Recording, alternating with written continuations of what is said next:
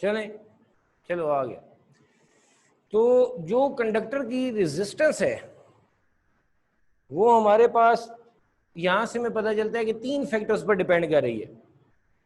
एक length of the conductor पर, दूसरा क्रॉस सेक्शनल एरिया पर, और तीसरा मटेरियल ऑफ द कंडक्टर पे डिपेंड कर रही है।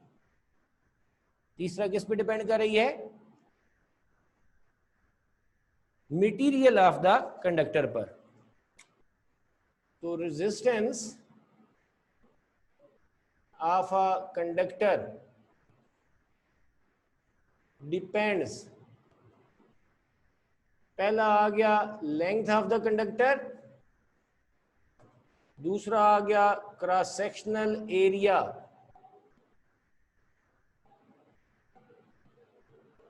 ऑफ द कंडक्टर, और तीसरा आ गया मटेरियल ऑफ कंडक्टर। तीनों के साथ ऑफ कंडक्टर जरूर लिखना। तो resistance of the conductor 3 factors पर डिपेंड कर रही है। हमारी कल की बहस में ये बातें हमें पता चली थी। एक लेंथ ऑफ द कंडक्टर है, दूसरा cross sectional area of the conductor के इनवर्सली प्रोपोर्शनल है, और rho that is the constant of proportionality. लेकिन डिफरेंट मटेरियल के कंडक्टर होंगे तो फिर उनकी सेम लेंथ तो सेम क्रॉस सेक्शनल एरिया के लिए रेजिस्टेंस भी डिफरेंट होगी। ठीक है, क्योंकि उनका मटेरियल रो की वैल्यू डिफरेंट होगी। ठीक हो गया। आज जो हमारा अगला फैक्टर है, अगला टॉपिक है, उस पर जाने से पहले मैं इस रेजिस्टेंस के ये जो सामने फार्मूला है इसको मुख्तलिफ फॉर्म्स में लिखना चाहता हूं। ठीक है, ये अलहदा से बस ऑब्जेक्टिव्स के लिए, शॉर्ट क्वेश्चंस के लिए, ये फिर हम उसको जरा देख रहे हैं। सबसे पहले डिफरेंट फॉर्म्स ऑफ फार्मूला। कौन सा formula? This one, R is equal to rho L over A। A जो है ये cross sectional area of the conductor है। यूजुअली कंडक्टर क्या होते हैं? वायर होती है, जिसका जो सामने फेस होता है वो क्रॉस सेक्शनल होता है। जिसका सामने जो फेस है वो क्या है? क्रॉस सेक्शनल है, सर्कुलर है, सर्कुलर फेस है। तो सर्कल का जो एरिया होता है वो क्या होता है? Pi are square. सर्कल का जो एरिया होता है वो क्या होता है? Pi are square. तो यहां पर जो रेजिस्टेंस है उसे मैं क्या लिख सकता हूं? R is equal to rho L over A को क्या लिख सकता हूं? पाई आर स्क्वायर लिख सकता हूं। ये इसके एक फॉर्मेट आ गया। ठीक है। दूसरा, आप लोग ये जानते हैं कि रेडियस जो होता है वो डायमीटर का हाफ होता है। सेंटर से लेकर यहां तक ये रेडियस है, और अगर मैं यहां तक इसे मिला दूं तो ये हमारे पास क्या है? इसका डायमीटर है। और डायमीटर को अगर हम हाफ कर दें तो वो क्या बन जाता है? रेडियस बन जाता है।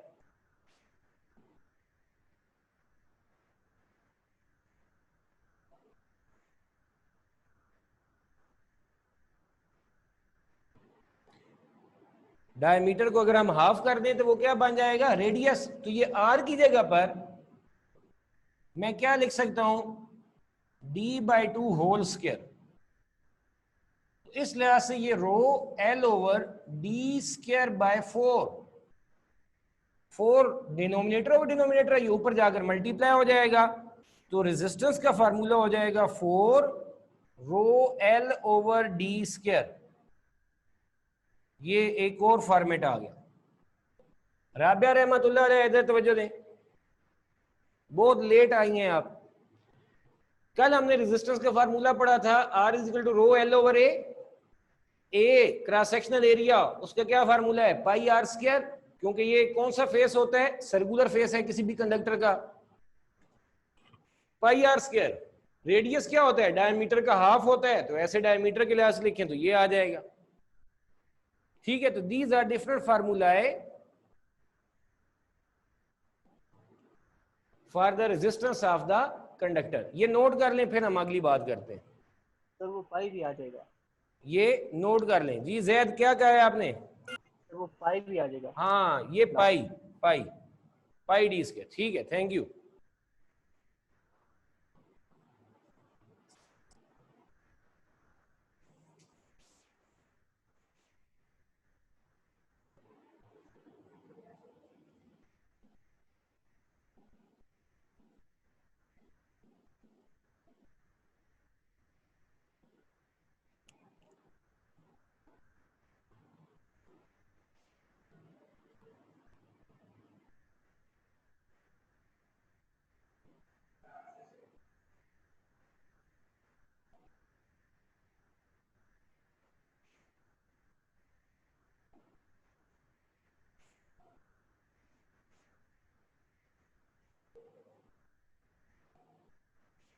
सेट ब्लर होगा। हो गया।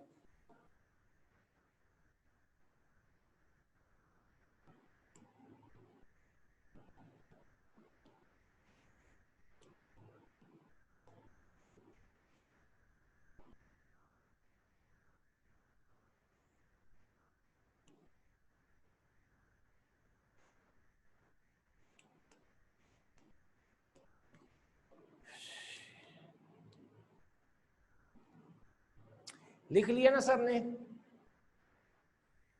Yes sir.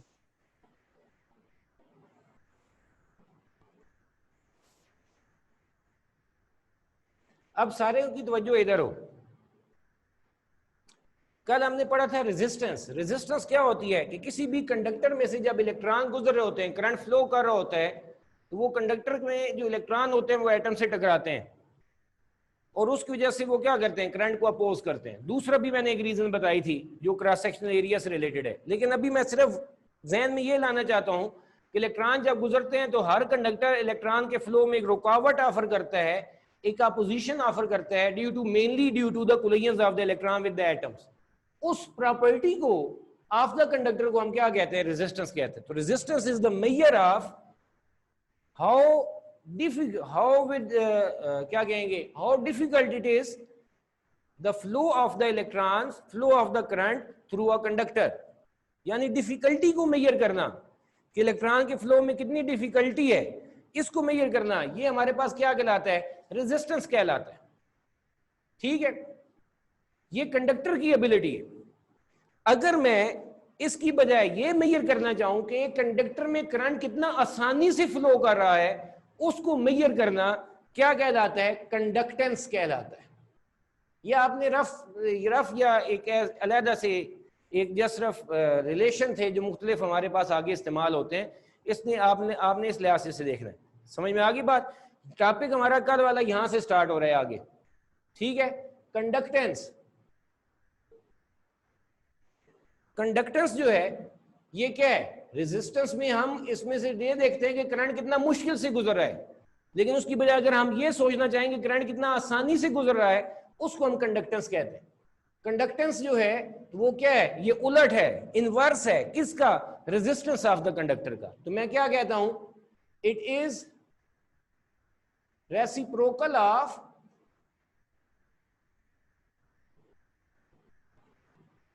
resistance of conductor. It is reciprocal of resistance of the conductor. इसको हम किससे रिप्रेजेंट करते हैं, conductance is equal to 1 over resistance. Conductance का सिंबल होता है G और रेजिस्टेंस का सिंबल है R, तो G is equal to 1 over R। ये क्या करता है, मैं ऐसे लिख देता हूं, it measures how easily current flows in a conductor.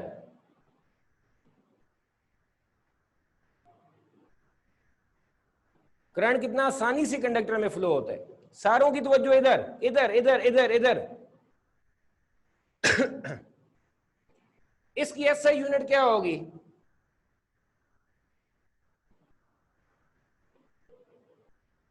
Resistance की यूनिट क्या होती है, ओम। नीचे डिनोमिनेटर में है तो इसकी एसआई यूनिट हो जाएगी ओम। सारे स्मॉल लेटर्स, ओ भी छोटा, एच भी छोटा, एम भी छोटा, और इनवर्स -1 पावर आ जाएगी। ये इसको लिखने का एक और तरीका भी है, एम शुरू में, एच मिडल में था, मिडल में रहेगा, ओ स्टार्ट में था, ये आगे पे चले, महो महो, मैं ऐसे महू बहु ऐसे बोलता हूं। ठीक है, आपने सही बोलना है। इसकी तीसरी यूनिट भी है, कंडक्टेंस की जो तीसरी यूनिट है वो क्या है, सीमन, SIEMEN, सीमन। ये जो इस्लामाबाद में ज्यादातर क्या कहते हैं, ट्रांसफार्मर पड़े हुए हैं, वो ग्रीन कलर वाले पुराने, वो सारे एक कंपनी सीमन के बने हुए हैं, ठीक है, साइंटिस्ट के नाम पर है। ओम इनवर्स, महो, सीमन, ठीक है। ओम इनवर्स को इसके सिंबल से भी रिप्रेजेंट कर सकते हैं, ये ओम का सिंबल है और ये -1। सीमन का सिंबल जो है वो कैपिटल एस है, ठीक है। तो अब अगर मैं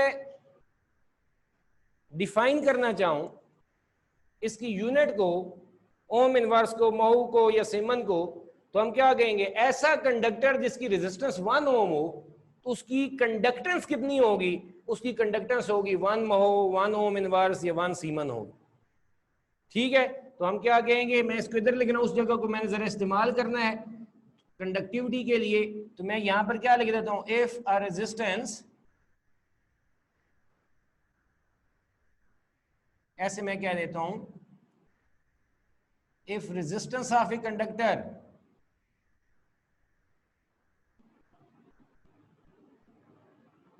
is 1 ohm, then its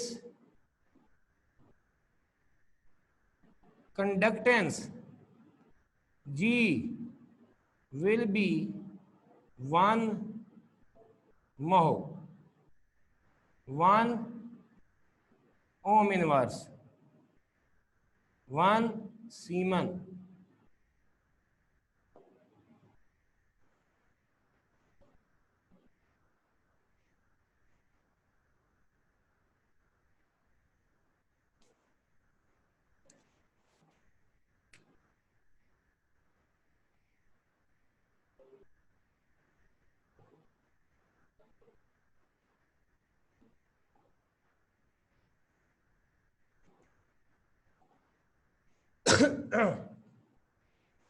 conductivity,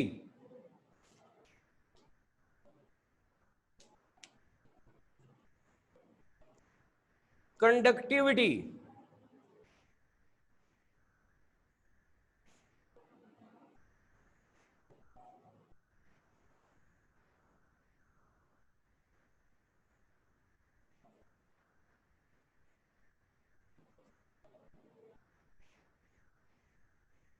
conductivity, इधर देखो यार, रेजिस्टेंस है किसकी प्रॉपर्टी, कंडक्टर की। रेजिस्टिविटी किसकी प्रॉपर्टी है, रेजिस्टेंस किसकी प्रॉपर्टी है, कंडक्टर की। रेजिस्टिविटी किसकी प्रॉपर्टी है, ये जो रो है हमारे पास, rho rho rho is the property of the material of the conductor. Conductor current को कितना अपोज करता है उसे हम रेजिस्टेंस कहते हैं।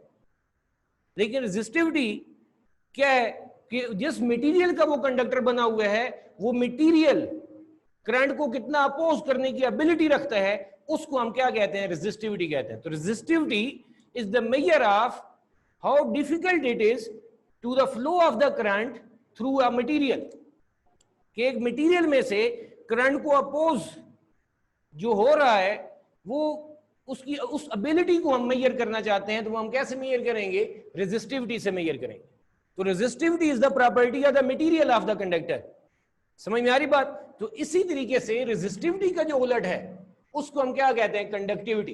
रेजिस्टिविटी करंट के फ्लो में रुकावट मटेरियल की मेजर करता है, तो मटेरियल करंट के फ्लो में कितनी रुकावट पेश कर रहा है, लेकिन उसके मुकाबले हमने ये चेक करना कितना आसानी से इस मटेरियल में से करंट फ्लो कर रहा है, पॉजिटिविटी सोच के, तो फिर हमारे पास क्या होगा, उस प्रॉपर्टी को हम क्या कहते हैं, कंडक्टिविटी कहते हैं। तो कंडक्टिविटी क्या है, it is reciprocal of resistivity of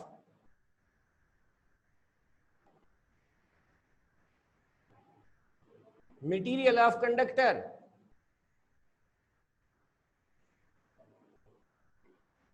clear है। रेजिस्टिविटी का जो हमारे पास सिंबल है वो है सिग्मा, मैं पहले ऐसे लिख देता हूं, conductivity is equal to 1 over resistivity, ये सिग्मा, और रेजिस्टिविटी क्या है, 1 ओवर रो।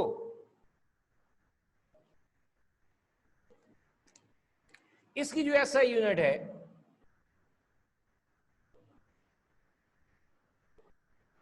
इसकी जो ऐसा यूनिट है वो क्या थी, रेजिस्टिविटी की ऐसा यूनिट क्या थी, ओम मीटर, लेकिन इनवर्स में है तो ये क्या हो जाएगा, ओम मीटर इनवर्स। सारों की तवज्जो इधर हो,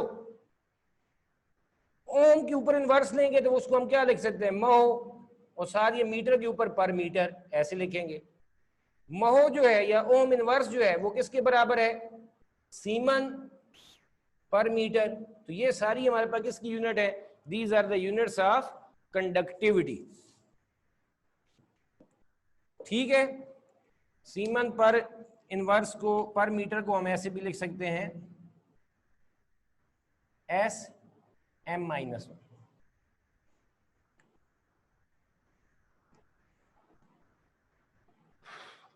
अब जरा देखना है इधर, छोटा सा आपने तो इक्वेशन की फॉर्म में लिखा होगा, you must have some space. सारे इधर देखो, मेरा दिल कर रहा है एक और भी तरीके से लिख लें। देखो पूरी तवज्जो इधर, यहां पर आपके पास जगह होगी, सारे तवज्जो इधर दें, मैं इधर इस्तेमाल कर रहा हूं, ये इधर, ये G is equal to 1/r है। तो R किसके बराबर है, रो L/A। तो जो कंडक्टेंस है G, A ऊपर चला जाएगा, L इनवर्स में आ जाएगा, और यहां पर 1/ρ ये हमने अभी पढ़ा है, ये क्या है, कंडक्टिविटी। बल्कि ऐसे एक दफा मैं लिख देता हूं, एक दफा लिख लिया 1/ρ, अगली लाइन में लिख देता हूं G is equal to sigma conductivity into A/L। ये हमारे पास कंडक्टिविटी का एक फार्मूला बन जाता है, कंडक्टेंस का एक फार्मूला बन जाता है।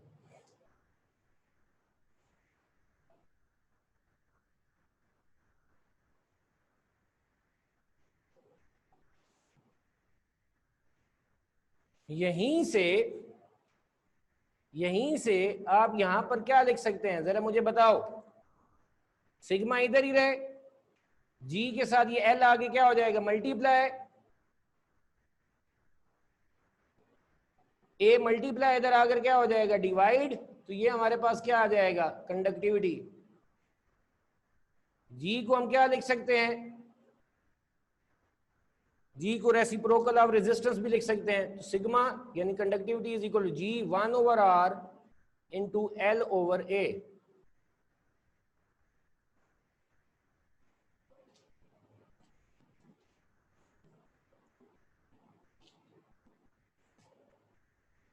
यहां तक लिख लें, किसी का कोई क्वेश्चन हो तो प्लीज आस्क मी, जल्दी से पूछना है, सवाल हो तो मेरे से पूछें, जल्दी से पूछें।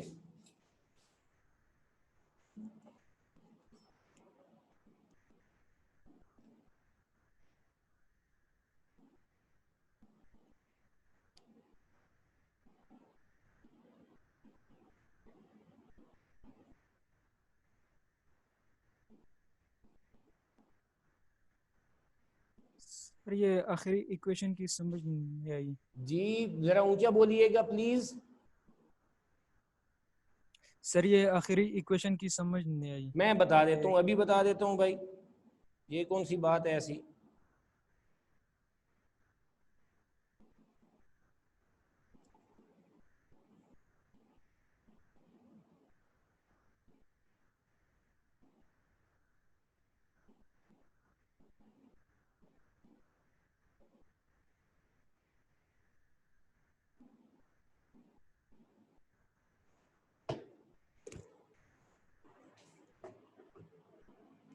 देखें इधर, देखो मेरा सोना, मैं इधर लिख रहा हूं, ये वाली इक्वेशन, ये लास्ट वाली, ये जिसको अभी मैंने सर्कल किया, आप इसकी बात कर रहे हैं।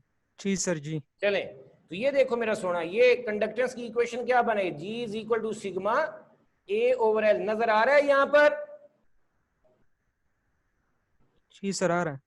अब सिग्मा इधर ही रहे, L डिवाइड हो रहा है, इधर आकर G से क्या हो जाएगा, मल्टीप्लाई, A मल्टीप्लाई हो रहा है, इधर आगे G से क्या हो जाएगा, डिवाइड। बस ये sigma is equal to G L/A। सही, G क्या है, रेसिप्रोकल ऑफ रेजिस्टेंस है, इसे 1/r भी लिख सकता हूं। एक ये फार्मूला बन गया, दूसरा G की जगह पर 1/r लिख दिया, वो ये आ गया।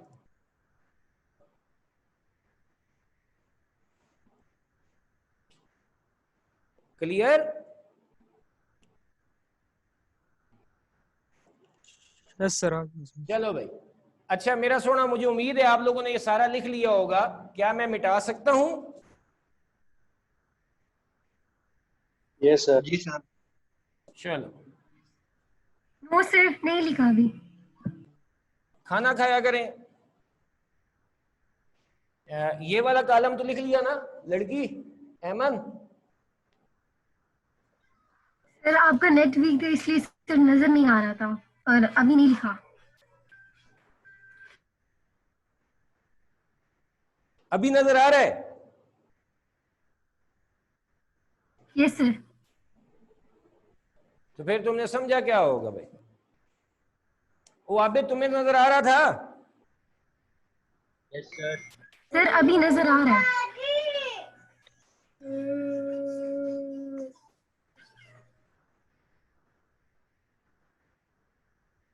चले, मैं तस्वीर भी बाद में शेयर कर दूंगा, अभी ये मैंने तस्वीर बना ली, ठीक है?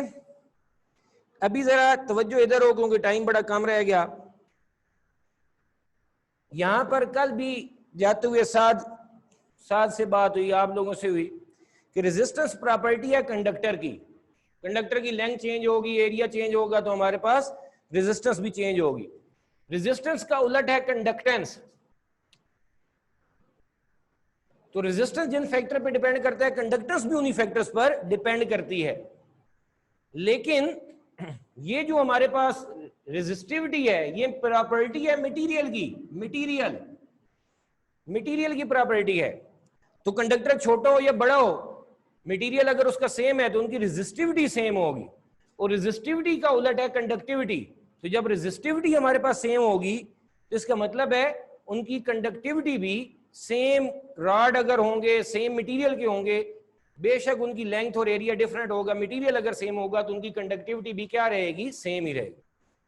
ठीक हो गया? तो अब हमारे पास, याद रखो,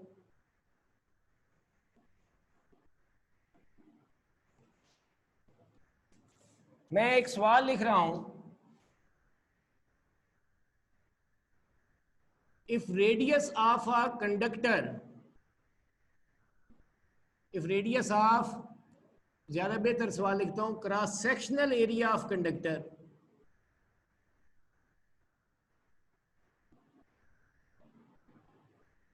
इज हाफ्ड, रेडियस को हाफ कर दिया, देन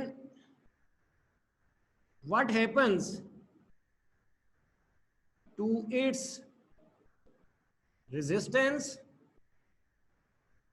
कंडक्टेंस, resistivity,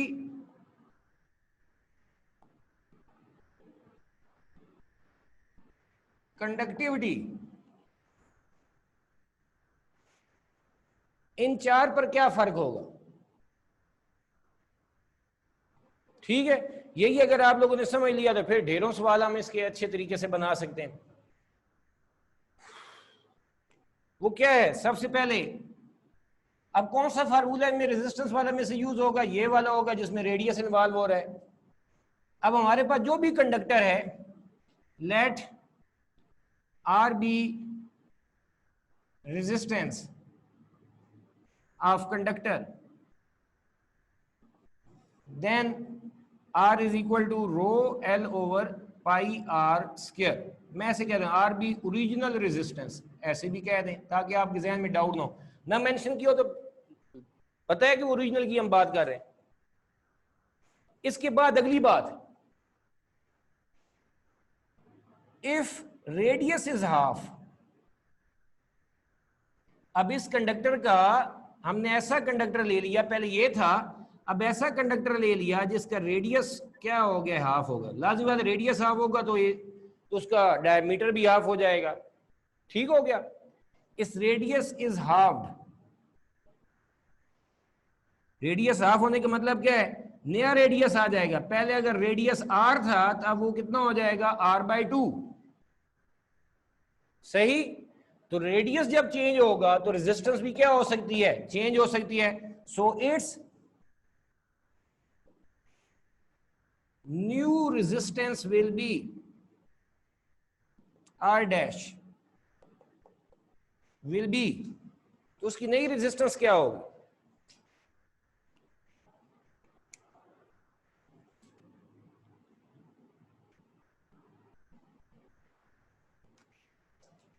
देखो भाई, ये मैं एज अ शॉर्ट क्वेश्चन करवा रहा हूं, इसलिए समझना है। R dash is equal to rho L over pi, जब क्या होगा रेडियस आर डैश हो जाएगा तो ये आर डैश स्क्वायर। अब क्या हो गया, rho L over pi R dash की जगह पर क्या लिख दिया, R by two whole square, radius क्योंकि हाफ हो गया, R by two whole square. R dash is equal to rho L over pi क्या है, are square divided by 4।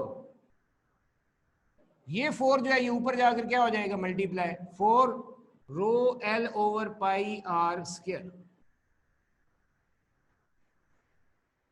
Rho L over pi are square, ये क्या है, ये है जब रेडियस आर था तो ये उस कंडक्टर की जो ओरिजिनल था जिसका रेडियस हाफ नहीं किया था उसकी रेजिस्टेंस के बराबर है। तो R dash is equal to 4 times of the radius, 4 times of the original resistance, 4 गुना बढ़ जाएगी रेजिस्टेंस रेडियस हाफ करने से। अब इसके बाद बाकी सारी बातें आसान है। G dash is equal to 1 over R dash, अब ओरिजिनल याद रखना है, ये ओरिजिनल हो गई ना, G is equal to 1 over R, जो रेजिस्टेंस आर है तो कंडक्टेंस जी है, तो अब G dash is equal to 1 over R, ये पहला ऐसा हो गया, इसको मैं कह देता हूं दिस इज फर्स्ट पार्ट। अब ये सेकंड पार्ट यानी ये वाला, ये ए, ये बी, ये सी और ये डी। जी डैश एक तरीका ये है कि ये जो हमने अभी फार्मूला लिखा था किधर गया, यही वाला कर लें, G is equal to sigma A over L, A को क्या लिखेंगे पाई आर स्क्वायर, और यहां से यही सारे स्टेप्स फॉलो करें।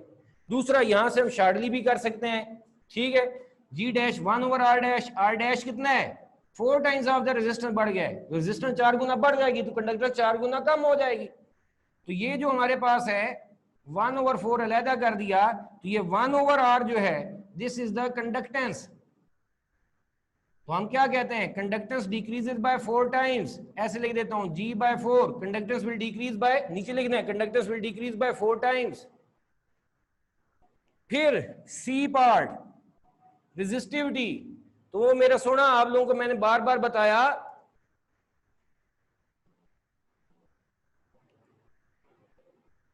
मैंने आप लोगों को बार बार बताया कि हमारे पास रेजिस्टिविटी और कंडक्टिविटी ये दो मटेरियल की प्रॉपर्टीज हैं। मैंने सवाल में यहां पर ये नहीं लिखा कि उसका रेडियस हाफ कर दिया तो मटेरियल मैंने कॉपर से आयरन ले लिया। मटेरियल क्या रहेगा, रेडियस हाफ कर रहे हैं एक ही रॉड का, तो उसका मतलब उसका मटेरियल सेम रहेगा। जब मटेरियल सेम रहेगा तो मैंने आपको पहले ही बताया, कल भी बताया था, साथ के साथ ये बात हुई, पहले जो थे तो साथ ने मुझे फिर बताया भी, सही बता दिया। तो वो क्या बता दिया कि हमारे पास लेंथ कम हो या ज्यादा हो, एरिया कम हो या ज्यादा हो, ठीक है, तो जो कंडक्टिविटी और रेजिस्टिविटी है ये मटेरियल की प्रॉपर्टीज हैं। इससे हमारे पास क्योंकि मटेरियल तो चेंज नहीं हो रहा, इसलिए लेंथ एरिया वगैरह चेंज करने से उनकी कंडक्टिविटी और रेजिस्टिविटी पर कोई फर्क नहीं पड़ेगा। तो आप क्या कहते हैं, there will be no effect on resistance, on resistivity and conductivity of material of conductor as material remains same। ये आ गया। तो ये हमारा एक छोटा सा बहुत अहम सा सवाल है, ठीक है। एमन आप फिर डिस्कनेक्ट हुई थी,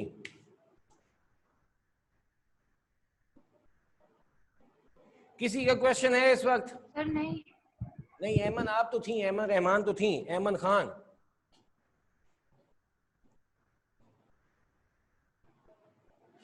खदीजा समझ आई है बुजुर्गों? Yes sir. क्यों भाई ज़ुएब? जी सर। मोईज आप बताएं यार। जी सर। चलो ठीक है मेरा सोना, अभी मैं इसकी तस्वीर भेज देता हूँ क्योंकि आफ्ताब साहब भी आ गए हैं। जिसका कोई सवाल हो वो मेरे से फिर उसमें भी पूछ सकता है, क्या कहते हैं, ग्रुप में भी पूछ सकता है। कल इसी से रिलेटेड मैंने आपसे एक सवाल करना है, इसलिए इसके फार्मूलों को जरा देख कर आइएगा।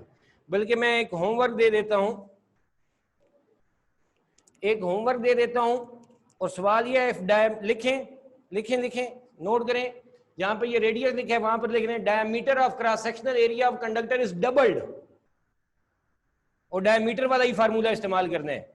If diameter of cross sectional area of conductor is doubled then what happens to, आगे यही रेजिस्टेंस, कंडक्टेंस, रेजिस्टिविटी, कंडक्टिविटी, ये आप लोग करके आएंगे। इसमें थोड़े से स्टूडेंट गलती ये करते हैं मैथमेटिकली सॉल्व करते वक्त, वो भी चेक हो जाएगी। ठीक है, थैंक यू सो मच, अल्लाह हाफिज। तस्वीरें अभी मैं भेज देता हूँ आपको।